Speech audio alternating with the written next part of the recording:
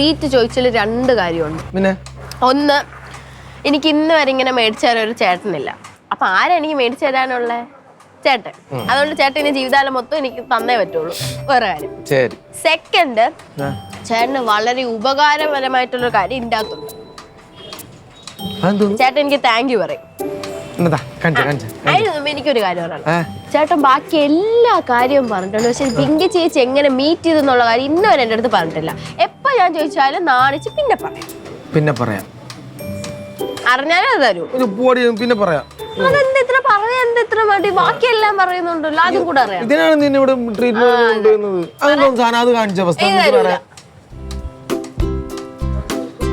അതെന്തിത്ര ബുദ്ധിമുട്ട് പറയാൻ? അത്ര ഗുണമുള്ള കാര്യമാണോ? അത്ര ഗുണമുള്ള. എന്നാ ഞാൻ പറയാം. പക്ഷെ കല്യാണത്തിനല്ല പോയത്, റിസപ്ഷൻ ഉണ്ടാവല്ലോ തൊട്ട് മുന്നത്തെ ദിവസം. അപ്പൊ ഈ റിസപ്ഷന്റെ ആ സമയത്ത് ഈ കല്യാണ പിന്നെ നടക്കിരുത്തിയിട്ട് ബാക്കിയുള്ള പെണ്ണുങ്ങളൊക്കെ ഒപ്പന കളിക്കുമല്ലോ, നല്ല അടിപൊളിയായിട്ട്. അപ്പൊ അതിന്റെ ഇടയില് ഒരു അടിപൊളി മൊഞ്ചത്തിയെ ഞാൻ കണ്ട്. ഞാൻ പറയാം, മനസ്സിലാവും. കണ്ട ഉടൻ തന്നെ ലവ് അറ്റ് ഫസ്റ്റ് സൈറ്റ്. എനിക്ക് പറയാം. ആ കൂട്ടത്തില് അവളുടെ ഒരു കൂട്ടുകാരിയുണ്ട്, ഡാൻസ് കളിക്കുന്ന കൂട്ടത്തില്. എന്റെ ഫ്രണ്ടായിരുന്നു അത്. അപ്പൊ അവള് ത്രൂ അവളുടെ ഇൻസ്റ്റാഗ്രാമും കാര്യവും എല്ലാം കൂടി ഓൺലൈൻ കൂടി ഞാൻ സംസാരിച്ചു. അങ്ങനെ അങ്ങനെ അങ്ങനെ അങ്ങനെ അങ്ങനെ ഇഷ്ടത്തിലായി. അപ്പൊ ഇതാണ് കഥ. ബാക്കിയുള്ള അതൊക്കെ കാണിച്ചു തരാം. ബാക്കി എന്താ സാധനം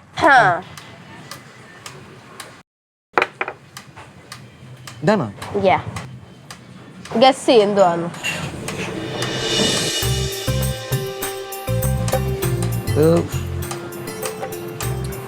ചോദിച്ചില്ലേ? എന്റെ ഡാഡിയുടെ മമ്മിയുടെ ലവ് ലെറ്റർ. കൊറേ കാലം പഴക്കമുണ്ട്, സൂക്ഷിച്ചെടുത്ത് എനിക്ക് തിരിച്ചോണ്ട് വയ്ക്കണം. അതുപോലെ മടക്കണേ. ഇല്ലെങ്കിൽ മനസ്സിലാവും. നിധി പോലെ അത് എഴുതി എടുത്തിട്ട് വച്ചാ മതി തിരിച്ച്. തങ്ക കണ്ണുകൾ, തങ്ക ചുണ്ടുകൾ, തങ്ക വിരലുകൾ, തങ്കക്കാലുകൾ. എന്റെ ഇരുണ്ട രാവുകളിലേക്ക് ഒരു തങ്ക നിലാവായി നീ എന്നാണ് കടന്നു വരിക. പക്ഷെ ഡാഡി അന്നേ ഇത്രയും പ്രതീക്ഷയോടെ ക്ലീറ്റോ.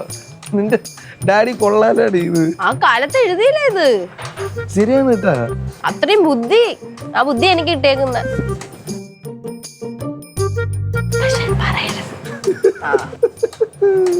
Thank you.